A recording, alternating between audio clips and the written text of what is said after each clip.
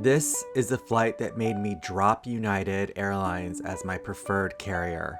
And I'm not talking about a minor inconvenience, I'm talking about a $15,000 Polaris experience that turned into a complete nightmare. What happened on this flight and what happened after was enough for me to walk away. A week earlier, I flew the same route, Newark to Tokyo, also Polaris, and it was exceptional.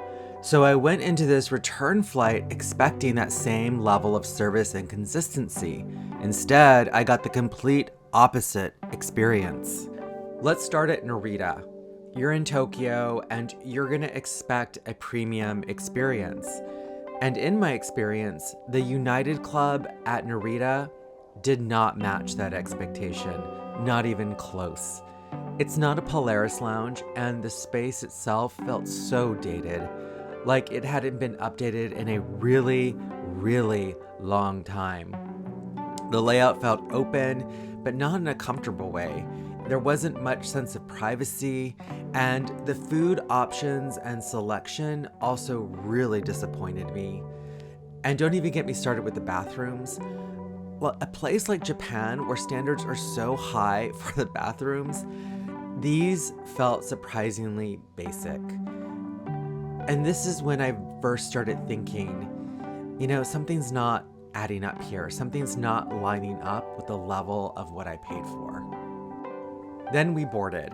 The night before, we received a message that the original crew had timed out and a replacement crew was going to be operating the flight.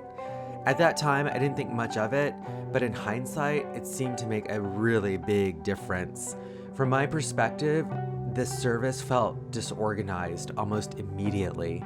There were moments where it seemed like the crew was still getting familiar with the aircraft and the service flow. For example, I'd asked about pajamas, and there was some uncertainty about whether they were available. The tone of service also felt way off to me. One of the flight attendants interacted in a way that came across as abrupt and not very welcoming. And that tone stayed consistent throughout the flight. At a certain point, I asked to speak with the bursar because from my experience, the level of service did not match the product.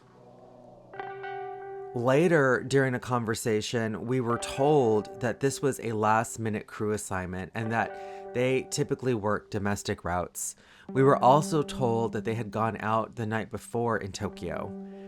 I can't verify anything beyond what was shared with us, but hearing that, combined with the service experience, raised concerns for me. I was really, really upset at that point.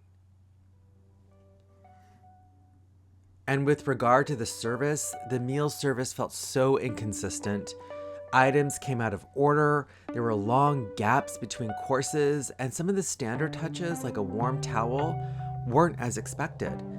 Individually, these might seem minor, but together they add up to an experience that just did not feel premium, certainly not close to the $15,000 that we paid. But here's the thing. Here's where the real breaking point happened. As frustrating as this flight was, that's not actually why I stopped flying United as my preferred carrier. The real turning point was what happened after. I reached out to customer service and explained the experience. They responded with a $250 voucher. I followed up and asked if there was any possibility of partial compensation on the return portion of the ticket. They declined and offered an additional voucher. The responses were polite, but for me, they didn't feel proportional to the situation. And that's when I realized, for me, I didn't feel valued as a customer in that moment. And that's when I made the decision to stop making United my preferred airline.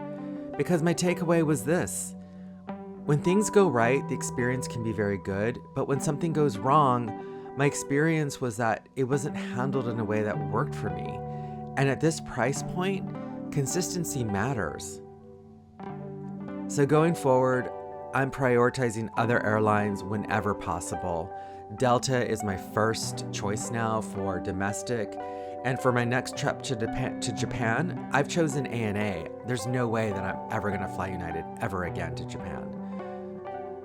Have you had experiences like this with United? good or bad. I'd be really interested to hear how it's been for you when something went wrong and how they tried to make it right. Feel free to leave a comment and share your thoughts.